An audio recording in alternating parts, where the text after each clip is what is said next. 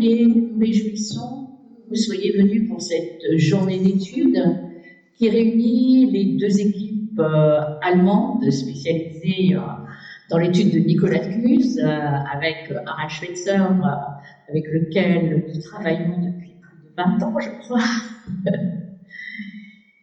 et française pour les mystiques rénants. Et nous remercions la ville de Metz qui nous a accueillis.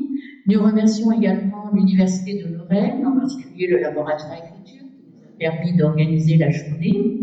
Et nous remercions surtout les intervenants et vous tous qui êtes venus aujourd'hui. Donc, ça va être l'étude des commentaires de la Genèse à partir Descartes et de Nicolas Cuze, et aussi un dialogue post-mortem d'une certaine manière.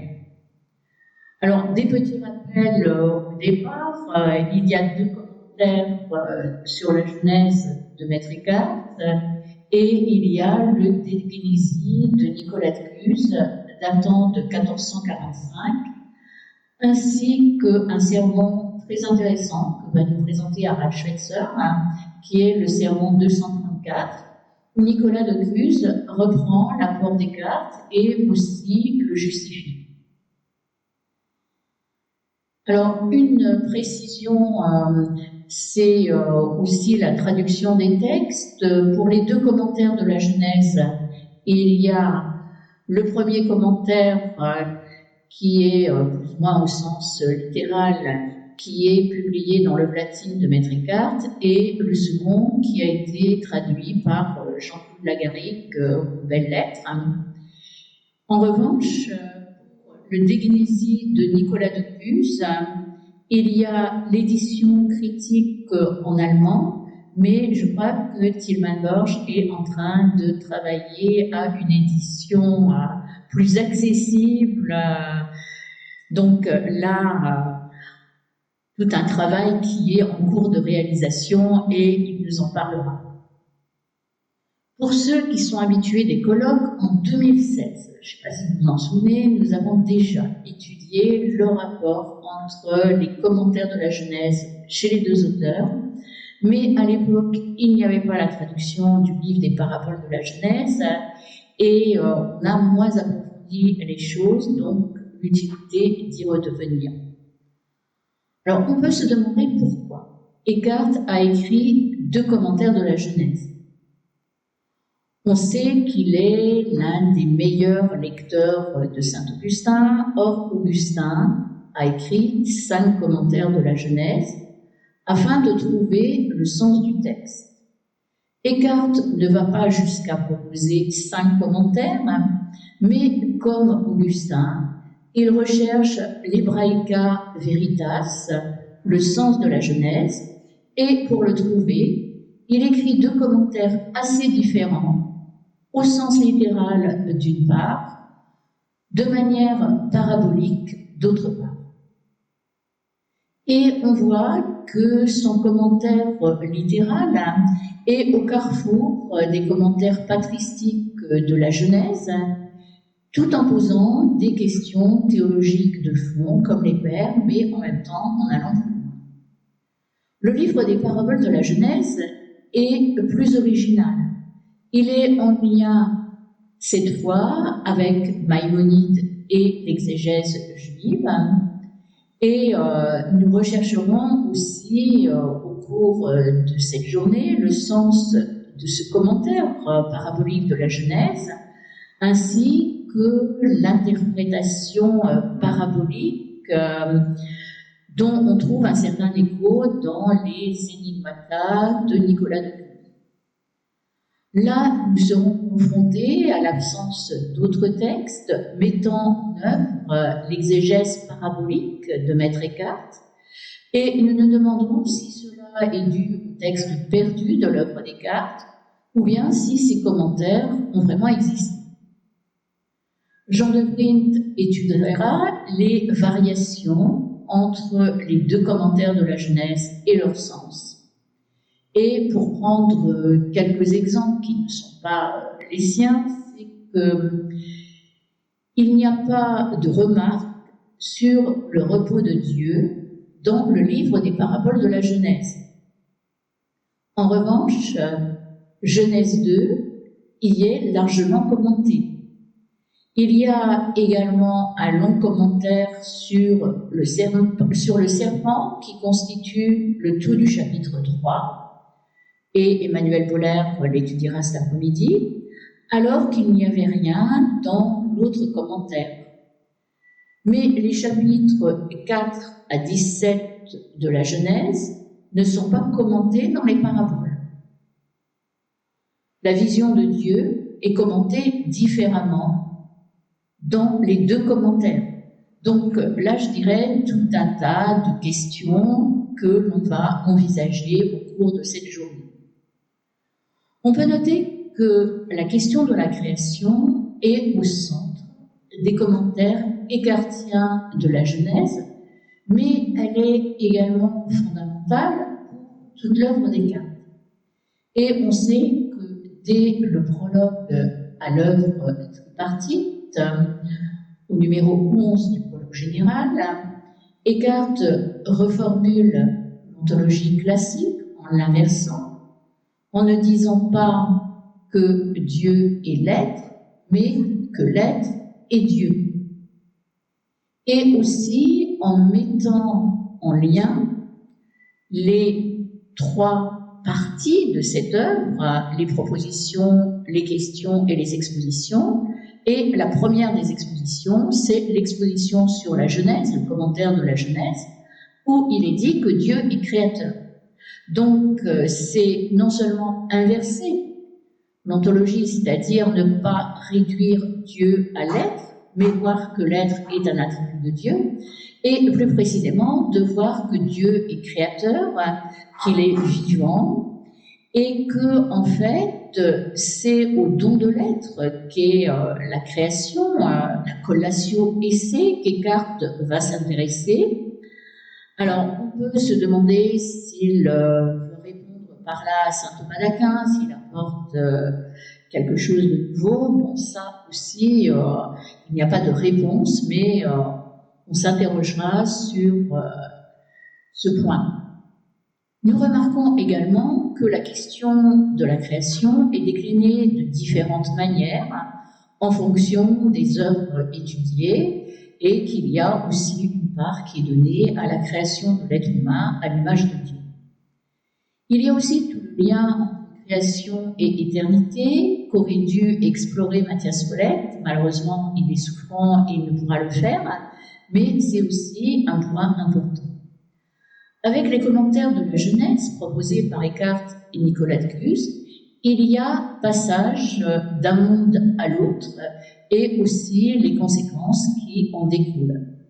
Nicolas de Cluse reprend la réflexion sur la création dès la doctillance. Il considère à la suite Descartes que la création implique de penser Dieu comme un principe situé en quelque sorte dans le néant. Et penser la création, ce n'est pas essayer de passer de l'être divin au néant de la créature, ni du néant divin à l'être créé, mais c'est davantage se hisser au niveau de la coïncidence des opposés. Et il n'y a pas d'expression de l'être sans contraction. Ce faisant, Nicolas de Cluse va plus loin qu'Descartes, tout en mettant en évidence le bien fondé de son propos, et les uns et les autres reviendront aussi sur ce point. Pour rendre compte du statut original de l'être humain, sa création à l'image de Dieu, le Cusin introduit quant à lui, à partir du De Filiatione Dei, la notion de viva imago Dei, de similitudo Dei, en une relecture des Descartes que Tilman Borch étudiera à partir de la créativité humaine. Le point de référence des textes de Descartes et de Nicolas de Cluse est une version latine de l'Ancien et du Nouveau Testament, celle de la Vulgate, et il importera aussi de préciser si Descartes disposait de Genèse Rabbin, parce que dans les paraboles de la Genèse, s'en est sans doute inspiré. Et pour ces sermons, Nicolas Cusse reprend aussi la version liturgique du missel de Brixen, ainsi que les versions de la Bible qui se trouvaient dans sa bibliothèque. Eckhart inscrit l'exégèse dans une démarche théologique. Il passe de la lettre à ce qui est caché sous l'écorce de la lettre, afin de trouver, comme le disait Maïmonide, des pommes d'or sous des filets d'argent. Et il reprend ce point dans le livre des paraboles de la Genèse. Et dans son commentaire de Jean, il va préciser son principe herméneutique qui consiste à montrer comment les vérités des principes, des conclusions et des propriétés des choses de la nature sont clairement indiquées dans ces mêmes mots de l'Écriture sainte que l'on interprète au moyen de ces réalités naturelles. Et il dit, on insérera aussi, ça et là, quelques interprétations d'ordre moral. Il en va différemment du De Genesi de Nicolas de Cluse. Le titre semble inscrire l'ouvrage dans la lignée des commentaires antiques et médiévaux de la Genèse, mais le texte est tout sauf un commentaire. La Genèse n'est pas citée et l'ouvrage envisage cette question de la Genèse dans une perspective strictement philosophique et il y a tout le lien à la création. Ainsi se pose d'une part la question du rapport de cet ouvrage avec les écrits précédents et voir aussi la forme d'exégèse qui est envisagée, bien qu'il n'ait pas de commentaire de l'écriture. C'est plus la forme littéraire et le genre du texte qui vont amener à toute une réflexion. Donc cela nous amène à voir qu'il y a une synergie entre les deux auteurs et cette synergie est tout à fait intéressante. Il faudra également situer le De Genesi de Nicolas de Cluse dans le contexte des Opuscula, ce qui implique de clarifier son apport avec l'anthropologie de Clusin à cette époque et de lire en arrière-plan ces deux grands écrits philosophiques, la Docte-Ignorance et les Conjectures, et il y aura tout le travail de Christine Seyer sur la question.